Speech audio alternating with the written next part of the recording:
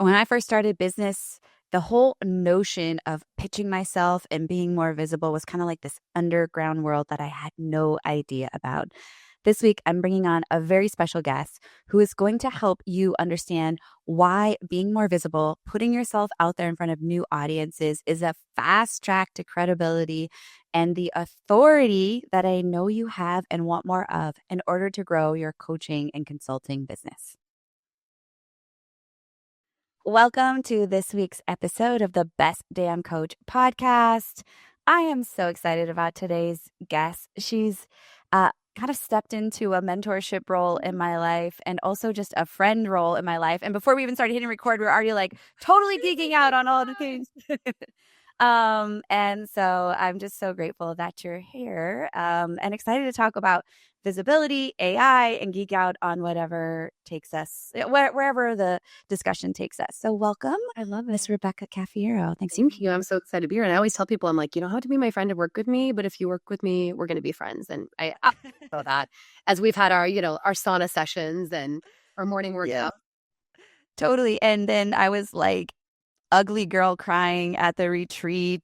And it's so funny recently because I pulled some of the social B-roll from some of the B-roll footage from the retreat and put it into our shared assets. And my team member made like a video for me and it was like me, like just like red face. I was like, yeah, I don't know. The content on there doesn't really fit. Can you see my puffy eyes? That was breakthrough moments. But yes, I'm so excited. Back you spoke at my recent event at the Shio Slumber Party and you were incredible. And I just have to give you kudos because like I already knew how brilliant you were, but to see you actually present and teach I'm like, you have to be part of everything I do. Like you're going to keep me in my systems. But same thing. It's when I see the pictures of people like bawling and crying and hugging each other. I'm like, yes, this was a great event. We had fun and we went deep. Yes, that the best of both worlds. So I love that. And that's exactly what we're going to do today. So give us a little bit, like catch us up to speed. I don't like to share canned bios. You have such a cool, diverse background, but in 90 seconds or 2 minutes, just tell us how you got to right now doing what you're doing. Okay. Farm girl, born and raised from Oregon, grew up as the daughter of a commercial fisherman and an accountant. And I always was like the black sheep because I always wanted more and not in a way of like I used achievement to get there. I definitely now alignment is like the true achievement to me.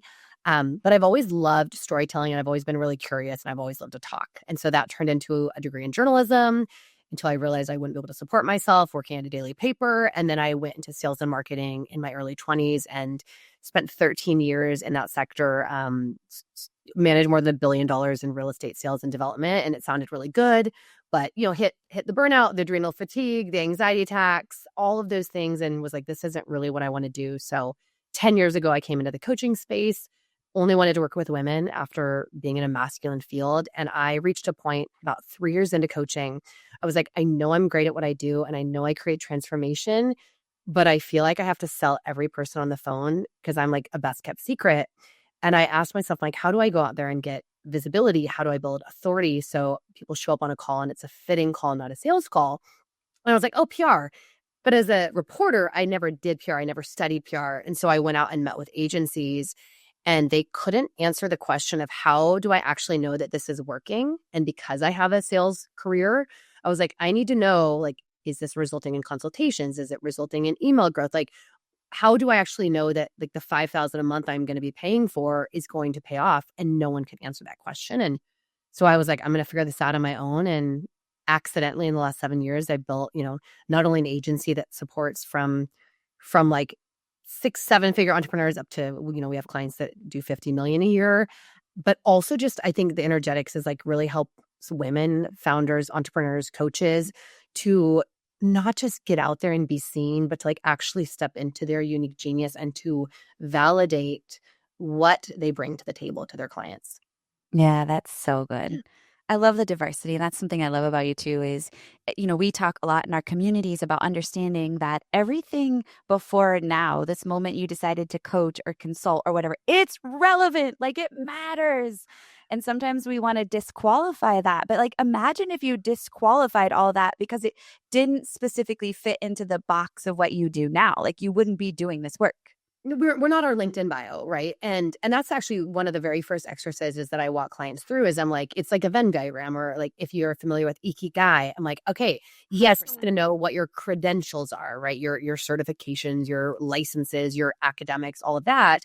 But I really want to know, like, what is your like actual real world experience? Where do you solve a problem? Where do you bring value?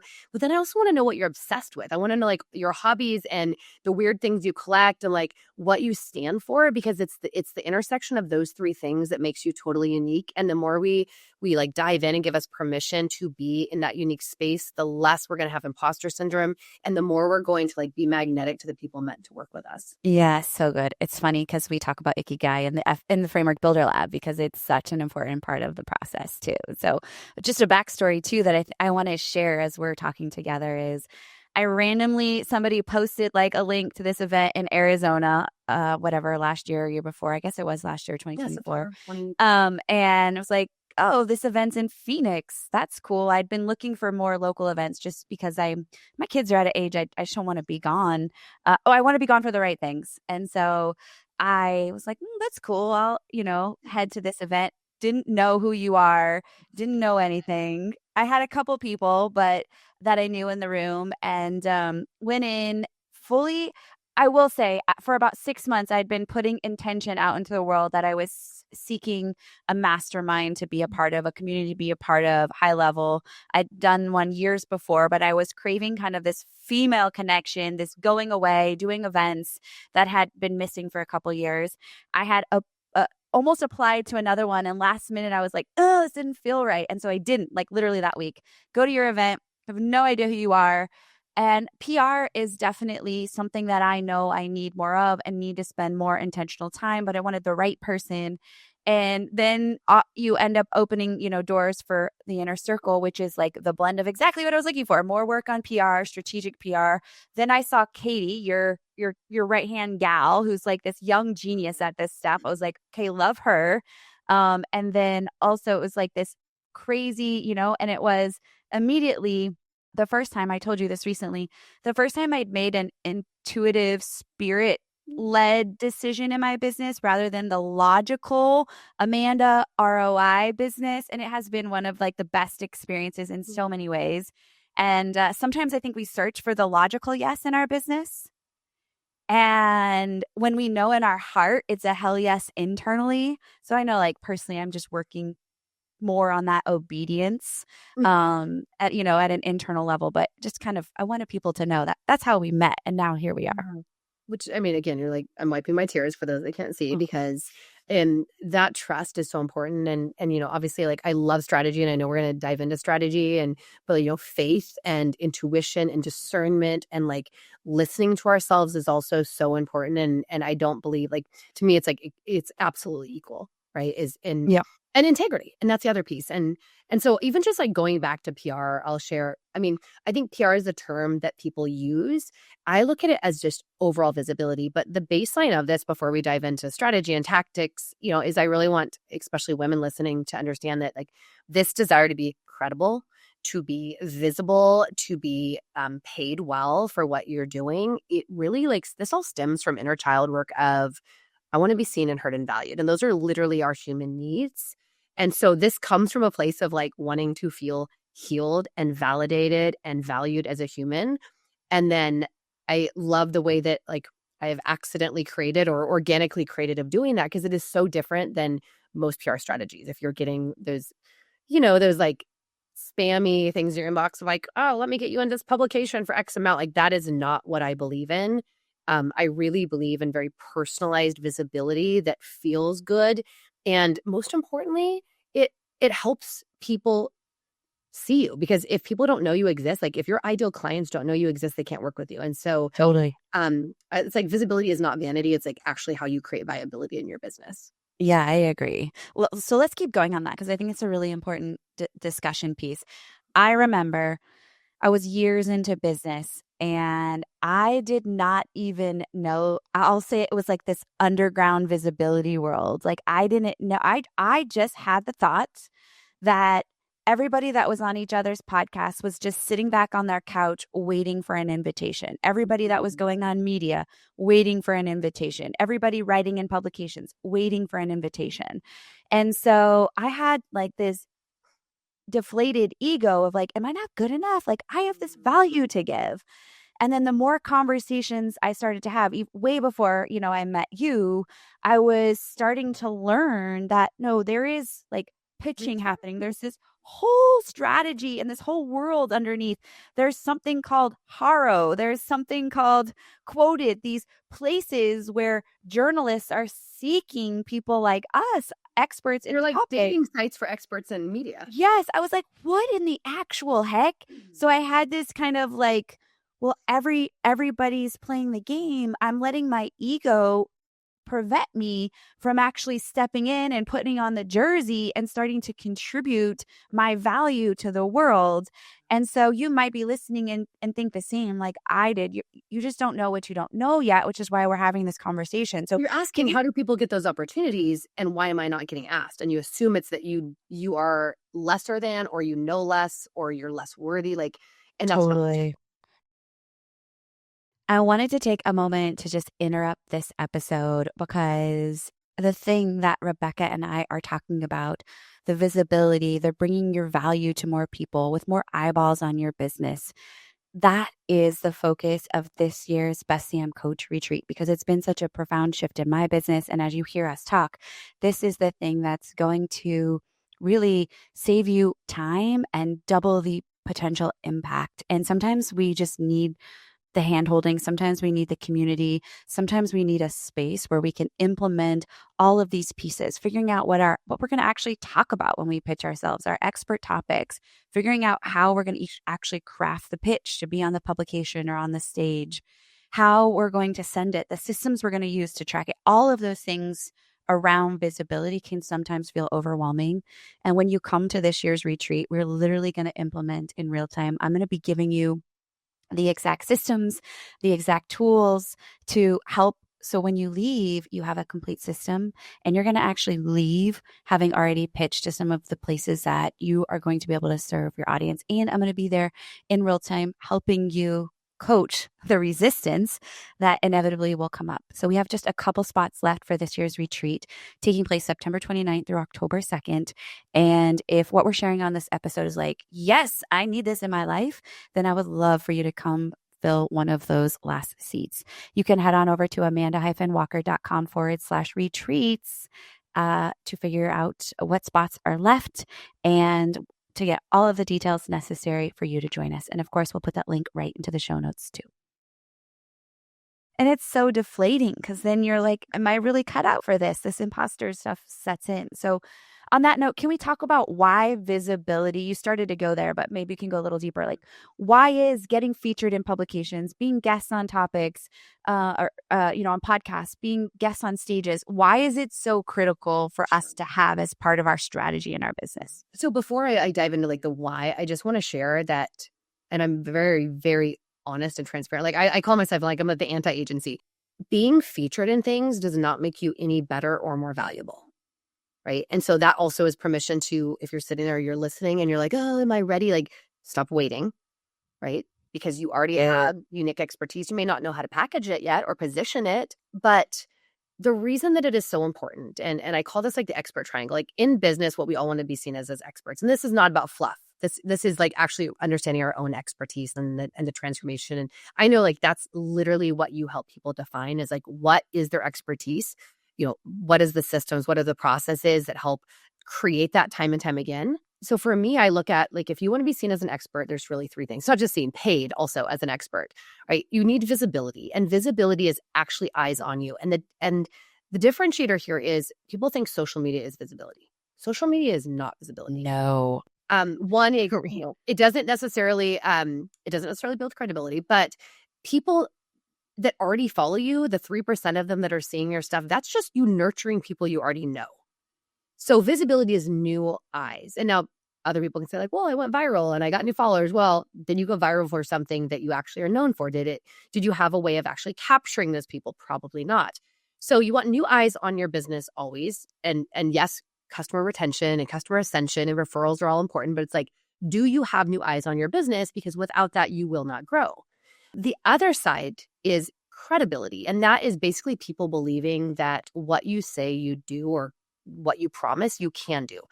And so that's your believability, right? There's people that are highly visible, whether they're influencers or they just have large accounts, they're not credible, meaning you might go to them for their outfits or like their fun, like I follow tons of like dog influencers because we love to watch like all the little dogs my kids do with our dog.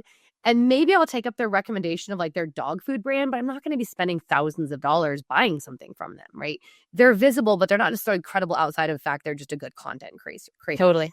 On the other side, we've got people that are unbelievably credible, like a doctor. You'd be like, okay, I've gone to school for how many years, or someone that's like really a thought leader, and they have no visibility. And you cannot monetize credibility unless you're getting a grant. But in the online space, you're not monetizing credibility if you don't have eyes. So you need both. With both of those, then you can actually create profitability, at least with a decent strategy. And so I really look at, visibility is actually about all three components. And so when I sit down with a client, whether I got a call today with a client. We just got a big interview, an entrepreneur in Forbes, and they're a $30 million a year manufacturing business that obviously is led by humans because I work with humans. But we're like, all right, what do we need to do to build your credibility? They have a $30 million a year business. That already is credibility, but what do we need to do to actually position you as a thought leader? What do we need to do to get you visibility in front of the right people? But first, it's what are the goals? Because like you may have a goal of, all right, I want speaking opportunities that are going to convert. I want to grow my email list through podcasts. I want to be able to increase my rates because I am seen as the go-to in the space of like creating systems around coaching, right? So we really look at those individual goals and we create a personalized plan for strategy or for visibility around that. So I think that answered the question. Yeah, it's so good. One is like there's no, and you, I'm speaking to the choir here. There is no one strategy. There is no one fix. But I also I give away so much for free because I'm like, if you don't want to talk or you have stage fright, I'm never going to tell someone like, go do TV or like you might want a podcast, but only off camera. Like it's also about figuring out what is going to be best for your personality. The last I will say, while you don't get necessarily any better at what you do by being visible, the confidence boost is real.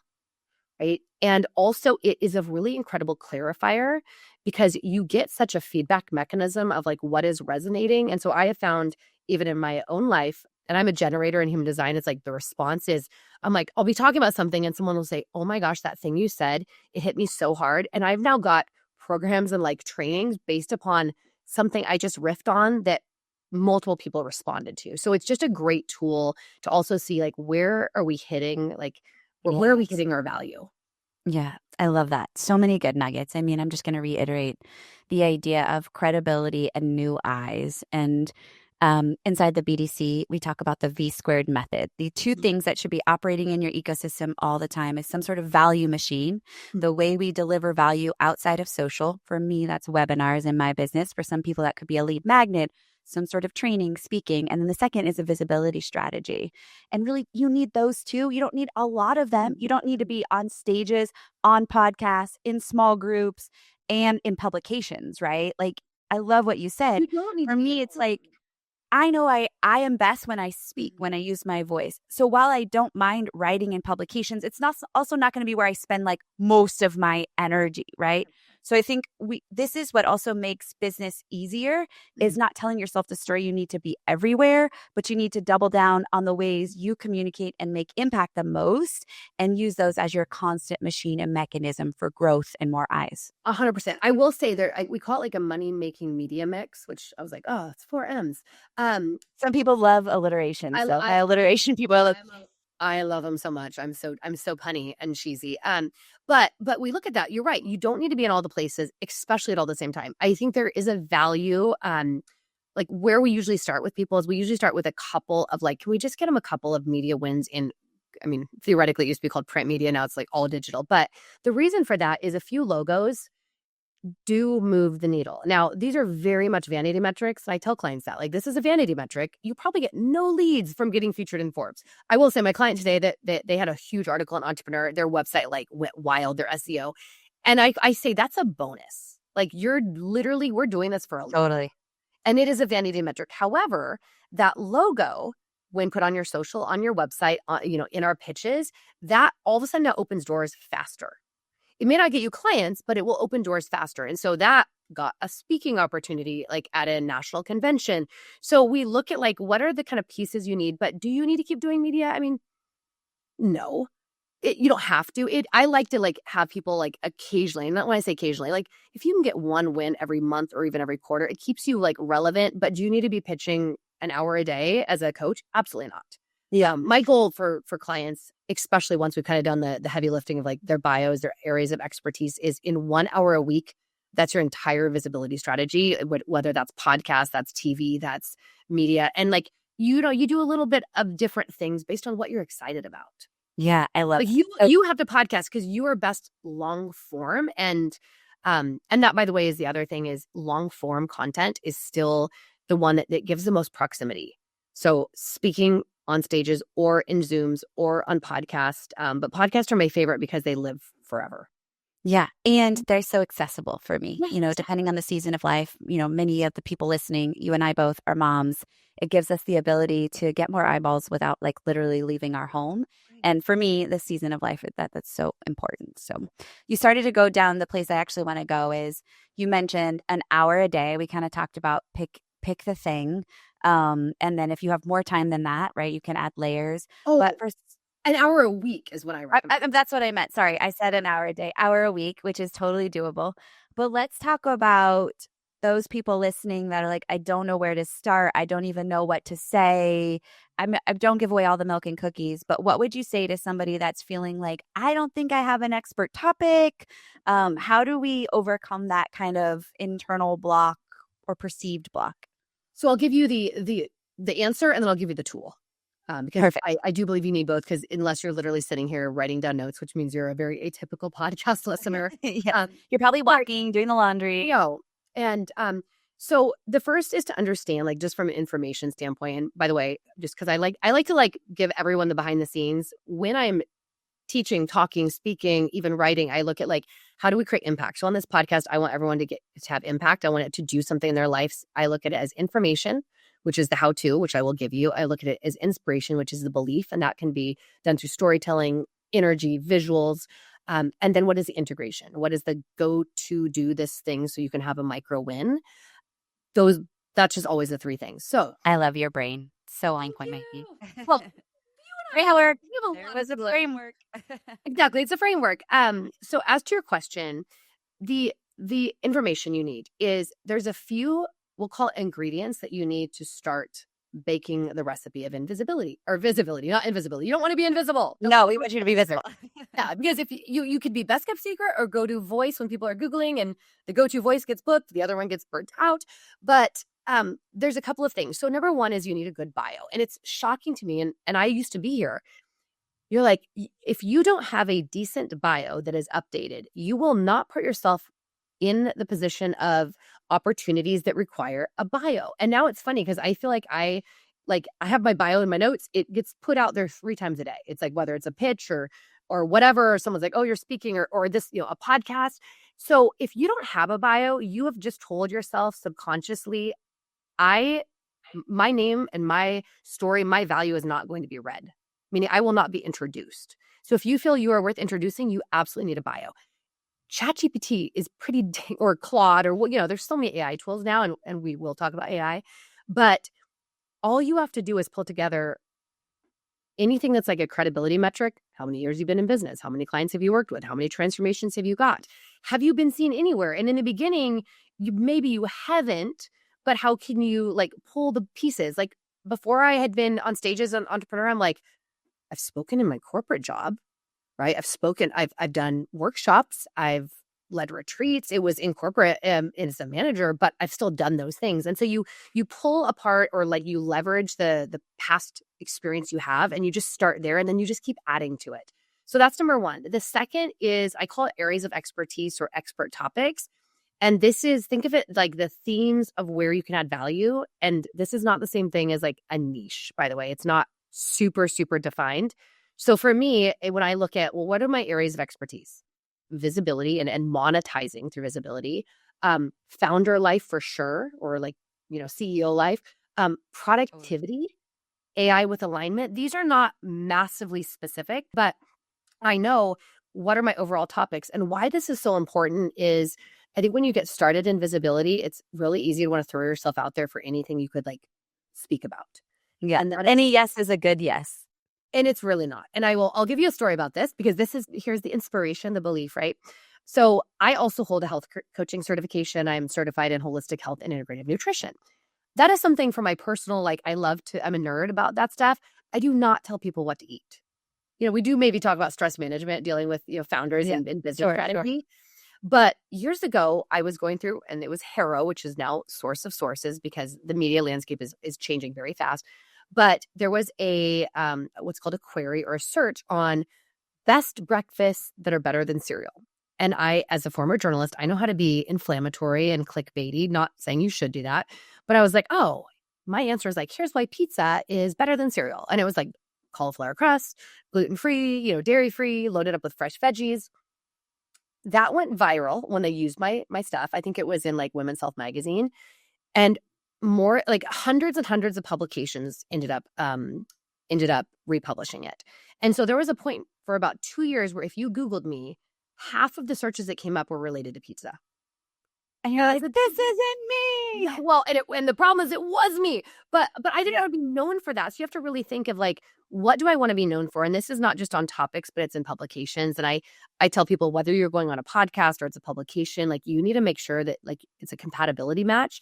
Because if you're like a diehard vegan, you don't want to contribute to something that's going to be focused in a publication that is like in a different like ethical area than what you believe in. And so you really want to be careful that like not all visibility is necessarily good visibility. Like you do want to be a little bit Yes. selective and curate your visibility so that it feels aligned. And because if it's not aligned, it's not going to bring you the clients you want to work with anyway. Exactly. Well, that's like goes back to this conversation you had too around like hoping and crossing your fingers to go viral. Like friends that I've had that have had viral content, most of them are not your ideal client. There's more trolling going on. It does not bring you uh, the outcome that you had hoped. And so this for Well, me it is a affects way your better. engagement algorithm too later. It actually screws you up, right? It's so true. So true. Oh, the Okay. tool. So So there's a tool. yeah, the tool.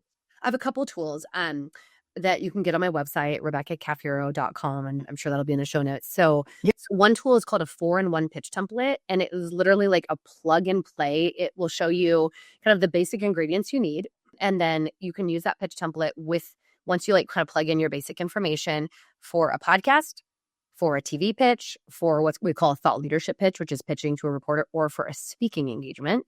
I have another one called the Profitable Podcast Guest Calculator, and it actually shows you based on how many hours you want to spend. So I always start with the 1 hour a week, but then people are like, wait a second, I spent 1 hour, I booked 4 podcasts during the month.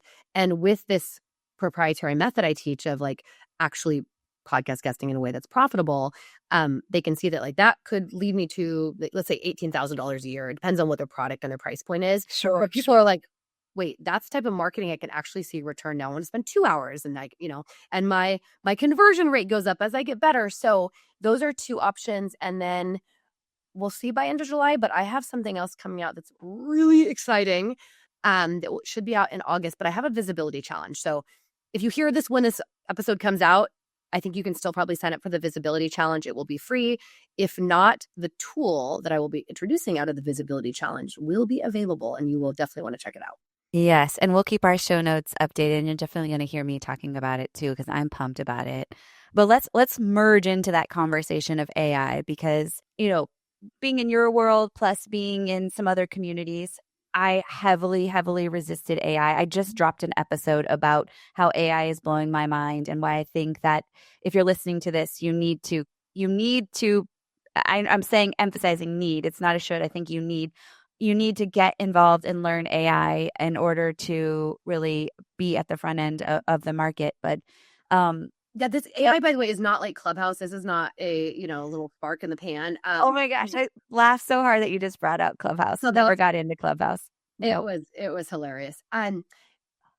AI, and I also, I was gonna say, when we talk about like all of the pieces of our background, like bringing Brett in, I didn't share. I've lived in Silicon Valley for the last 12 years. We moved 1 year ago. We're an hour and 15 minutes away. But my husband is a tech founder in robotics. He has, engineer, all the things, and just through us. And I also advise a lot of startup founders, especially in the tech space. So I was comparing. Originally, I was like, AI is like, when we went from no internet to internet, and now I'm actually like, I actually think like AI is like going from like riding horses to automobiles, maybe even electricity. Like, I don't know that in our lives, I don't think that even the advent of the internet is as powerful as the advent of AI.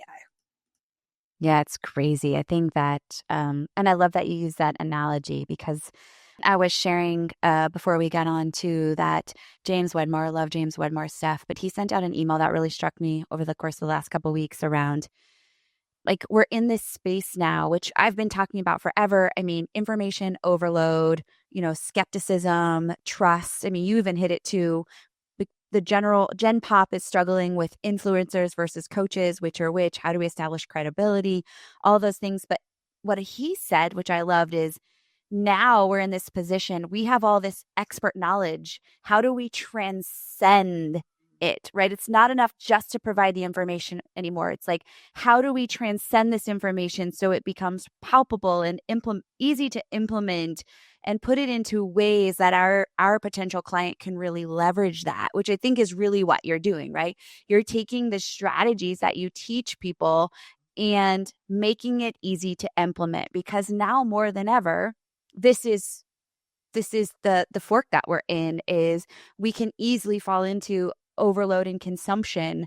Yeah. And I mean, this is why health is an epidemic is we all know how to freaking eat. We know we should eat a balanced plate that's protein and we should drink some water. We could spend 1 hour a week instead of like 10 hours on Netflix learning things that actually work. Yeah. Yeah.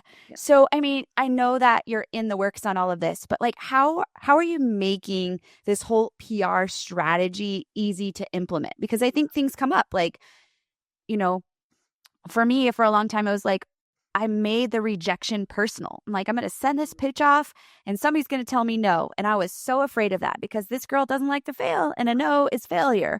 Right. And like, so that keeps us resistant or not knowing what to speak about. How are you transcending kind of this PR in a new way? Okay. So there's, just so I don't forget and I don't go in a different direction, there's like 3 things that I want to hit. And I do want to talk a little bit more about kind of AI. Okay, got you. 3. Remind me about profit. This is like another acronym, I know, but it's really important and it's actually the soul of like everything I teach and everything I'm building. So first of all, I've always been an anti-gatekeeper. I don't know if it's that I'm an Enneagram 7. Me too. Me too. Yes. I am like I'm an Aquarius. Like I was like the oldest kid and the only daughter. I get kicked out of the house. Like I've always been very much anti being controlled. And so I looked at PR because journalism, I mean, journalism with integrity. And I will say journalism has changed a lot since I started working at a paper. Oh my God, 26 years ago. 26 years ago was when I got my first journalism job. It was the old days. But it's changed very, very much. But theoretically, this is all about like no gatekeeping, freedom of speech, right? And so when I look at even PR, I never wanted to have an agency. That happened accidentally. I was always like, actually, I didn't even share this. When I had interviewed those agencies and I decided not to use them, this was back in 2017, I was like, you know what? I've got a degree in journalism. I've gotten press releases to my fax machine. I think I can figure this out because I've been on the other side. I've been the journalist. And I've also worked in business. And I failed forward. And that first year I had about 20 publications that featured me, whether it was, a quote or was a full article. And I started having clients that said, how'd you do this? And I would be like, I'm not going to tell you. Not because I was gatekeeping, because I'm like, whatever I've cobbled together is not good. I'm sure it's bad, but it's working. Yes, totally. And I finally had a client who ironically was my old national VP of sales at the Fortune 1000 I worked at. She's like, just help me with this. I was like, okay, fine. I'll just going to take you through my process. But here's what I hadn't given myself credit for. And I think this is a common is I had been improving the process as I had been going. It wasn't as messy and muddled as I had started. So I always say, I'd like to say I got her the same results, but I didn't. Within 90 days, she had better results than I had in a year. We got her a Forbes mention, today.com, multiple speaking engagements, like TV. I mean, all of these things. I went, whoa. okay, so that was the validation. I was like, this actually really works. And so I started teaching it. I started teaching it in 2018, and in workshops, I had a brand, we did brand camps at the time, or I did. And I started teaching it. And what would happen is if someone actually got into action and didn't get overwhelmed, they would have the same results. And I literally used to do 2-day, 8-hour-a-day intensives where I would take 30 to 50 female entrepreneurs through this process. And by day 2, most of them would have had a full thought leadership article, at least 1 or 2 podcasts that they'd pitched. Not to mention, they still had stuff they were nurturing. I had people that got 2 or 3 TV spots. These are like people that had never done PR before. And that was my goal, is like, I want you to have this in your own hands, because I can only help so many people. And frankly, I'd much rather teach someone to fish than provide them the fish. Yes. So that's where this all started, is this. Now, AI is doing the same exact thing. It is removing the gatekeepers. Like when I literally set up, by the way, my podcast mic, and I did this at my house when we recorded our podcast together. I had bought all this equipment that I'd Googled, and then I got it to my office, and I'm like, I don't think this. Yeah, like, what do I do? And I literally took a picture of everything, and I took a picture of my Amazon cart, and I uploaded it to ChatGPT, and I'm like, help me. And it said, here's the problem I think you're having, but it helped me figure it out. If there was not AI, I wouldn't have recorded that interview that day. I would have cried. I would have definitely gotten frustrated, because I've never considered myself a quote tech person. And so that at 45 years old, it showed me, I was like, whoa, I can figure this out. And now I'll say, this is 2 months later. Now I'm vibe coding using, this is the meta of this. I am using an AI no code coding platform with an AI no code wireframing platform with ChatGPT to create an AI tech product around an actual visibility operating system. And I still don't know how to write code. And I'm like, this is blowing my mind. But here's the whole point, is AI, if you utilize it and don't get scared of it, like you just have to get started, you're going to learn it is not as scary as you think. And by the way, just find someone that's using it and ask them to show you some basic stuff.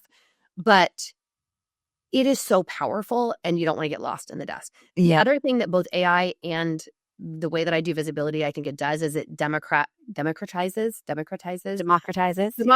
Yes. It democratizes, book technology and access to information. Like you can go to ChatGPT and say, hey, pretend you are a PR specialist that focuses in this industry and works with these clients and gets this results. Because the problem is people give AI crappy prompts that are too general. Yes, I talked about this in my episode. Yes. Yeah, so give it really specific things, and then it's saying, help me craft a pitch, and then give it a ton of feedback and say, learn this information. Or you could just go over to the tool I'm building, and it will be way easier, because I've already done all of that. I've done all of that, and I've built in, the pitches that we know convert at like 14 times the industry average. But so anyway, that was the first thing. Second thing I just want to share, and this is, I call it like the profit method. And this was before AI, that I would teach, and it was my framework. And yes, it's an acronym, and it doesn't have to be in this order. But the P is for pitching, and all pitching means is putting yourself out there. Like you said earlier, we cannot wait for someone to call upon us. We have to raise our hand and say, like, pick me, not pick me energy, but like, pick me. I am credible. I am worthy. I have something to say. I have I can get value. Yeah. I love that. The R is relationship building, and this is so important. And this is actually I think the beautiful thing is, even as we're going towards AI, it actually creates more emphasis on the humanity, on, relationship building, on the art. You don't need to outsource your relationship building, but you can use AI to help you remember to follow up, right? You can use AI to help you clean things up. I actually am very passionate about people not writing with AI, but you can use it as a junior copy editor. Like, use your voice versus like generic stuff. Yeah, this is why I'm such a proponent of talking into it and making sure you have the voice app, so you can just talk. It's not a replacement. It shouldn't be writing your newsletter. You should be giving it all to it and saying what you need to. That's what I love, is it's taking back so much time from the physical sitting, typing. I don't have to do that anymore. 100%. So if I'm formulating a pitch, because I don't even know if they really, here's the thing, journalists can see if it's a generic AI pitch for sure, because most people aren't training AI on their voice. But if I'm doing a pitch, and this is the same as if I'm doing my email newsletter, I'm like, okay, I'm word vomiting. That's how I process. I'm or verbal dumping, right? Yeah. And I'm saying, okay, here's the pitch. Here's the most important thing that I want to come out of it. Here's the 3 points. And I even tell it, I said, I don't want you to write this for me. I am going to give you a bunch of information. I want you to help me organize it. I want you to help me pull out the best quotes, but it's still all my voice. So that's just a way to authentically and in integrity use AI that doesn't outsource your genius, but just it's like having a really great journalist taking notes or recording it and pulling the best parts. That's all you're doing. Totally. So if you look at it through that lens, you're not going to get in a place where you have it writing for you in a way that isn't in integrity. Yeah, totally. I like Oh, the that. O, the O. So the other O. yes, Yep. the O. The O is offer or opt-in. Now this is a little different depending on the type of media. So I'll give you the example right here, right? I said, hey, go to RebeccaCafiero.com and grab my pitch template.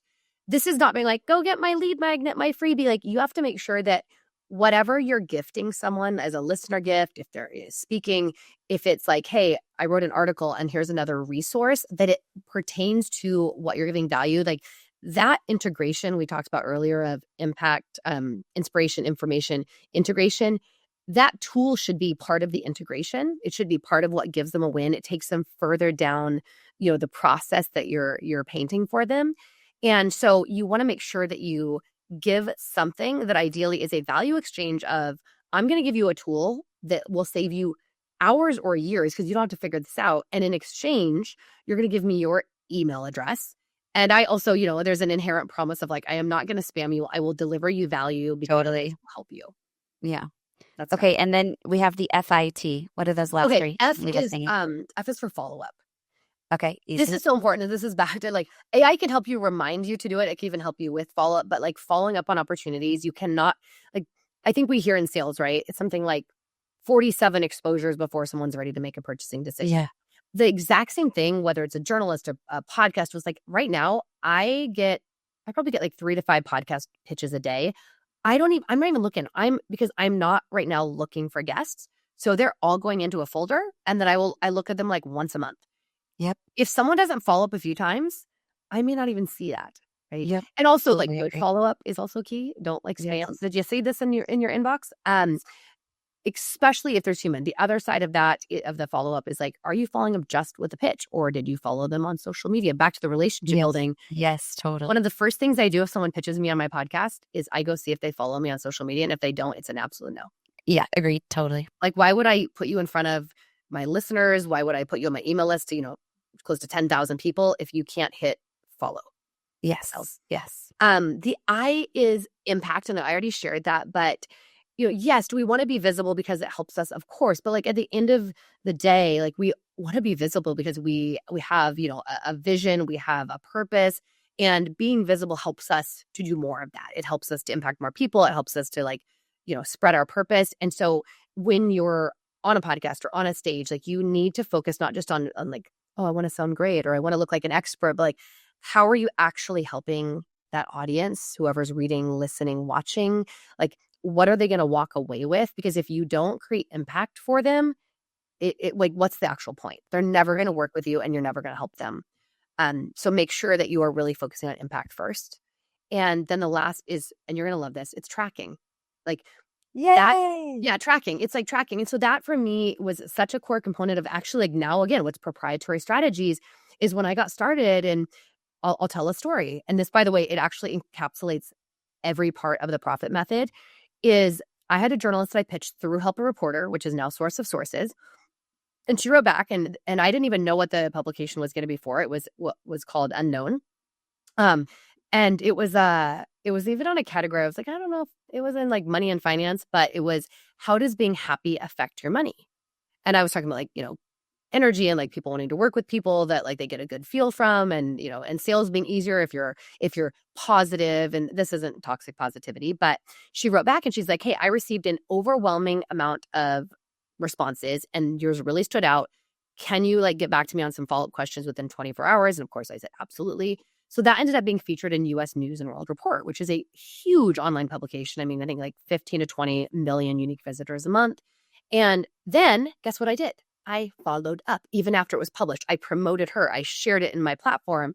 And she said, Thank you so much for sharing it and tagging me in the publication. I'm a freelance writer. She writes for like 20 publications.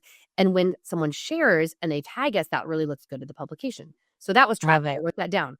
Always share after I get a link, always tag the publication, always tag the journalist or whoever, interviewed me. Then I said, hey, I have some other ideas. Like, would you be interested in being on my email list because I share more? And she's like, sure. So I asked her, I didn't just like sign her up. And then I didn't talk to her for over a year. And during COVID, I was sending out some newsletters about like how to work well from home because I've been working from home for 6 years. And she's like, hey, I'm writing another piece. She ended up interviewing me. It was like 5 paragraphs in US News and World Report on another article. Then she ended up introducing me to 2 producers, and I ended up booking 3 or 4 TV spots on that same topic. That was how I got into TV. And so the whole point is like, it was the relationship building. I also like was like, well, how can I help you? And I literally said, how can I make your job easier? What are you looking for? And I ask every producer, every journalist always that because they're unique. But I take those best practices, I like track it all. And then I just see like when something is working, what did I do differently and make sure that becomes part of my process. So good. Yeah, that pulls everything together. I love the framework, even though it's an acronym, which isn't normally my favorite things. I'm still here for it because it is super tangible. And I hope that as you listen, the thing you're walking away with is like, okay, this should be part of my strategy. You can do it in less than an hour a week, or you can make it bigger, and you don't have to be in all of the places. And I don't think I even told you this yet, Rebecca, but I host a fall retreat, but this year's retreat is exclusively wrapped around the theme of visibility because I just think it's so critical now more than ever to be contributing and to build that authority in this kind of skeptical world. So those of you listening, if you have like not booked your retreat spot, we do have like, I think 3 spots left. This would be the place to come and to have like 4 days of actual time to do the implementing. 4 days with you? Yes, 4 days I might with do me this. and Tracy. Oh my Tracy's gosh. coming. Okay. I'm gonna beg, plead, and if I'm like, I need the days. Yes. So I yes, wanna you want to go. join us? It'll be so fun. Yeah. So and Tracy's going to be there. Tracy O'Malley is going to be there helping you actually use your understand yourself more using the Enneagram to help yourself break through some of the visibility blocks that Big come up in the Enneagram, process. biggest game changer in my life personally and professionally, like Yeah, 1,000. for sure. It's been Yeah, cool. in my Where mirror. I resisted it. Yeah, I love Uh, it. the last thing I just want to say is you have the power. Like this is all up to you. And my biggest regret would be if like someone listens to this and is like, someday, like Mm, someday was like 2 years ago, right? The interesting thing about the intersection of AI and visibility is AI is making it so much easier for people to just churn out stupid amounts of content. And I'm not just talking, you know, social media, email, newsletters, LinkedIn, all of those things. I mean, even, you know, and I still have a very complicated way of feeling about this because there's like, hey Jen, there's things that are now video and voice. same, same. I'm an advisor on a startup that is literally taking thought leadership and creating avatars and licensing them. And so some of that I'm like, ugh, how do I feel about that? But what I will say is you as a human are only going to be rarer. So the more that you are showing up in your expertise, especially what I didn't say earlier is a third party validation, whether that's media, podcast, etc.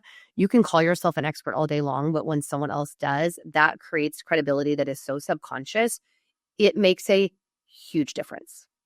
So good. This was such a good episode. I mean, we totally went past the normal recording time because it's so good and you were so good. So tell my people, obviously you mentioned your pitch templates, which we'll have in the show notes. Tell us where else we can connect with you if they're like, okay, I gotta have more Rebecca. RebeccaCafiero.com, CAF as in Frank, IERO.com. On Instagram, Rebecca Cafiero, on LinkedIn, which I guess I have to start going and playing more over there.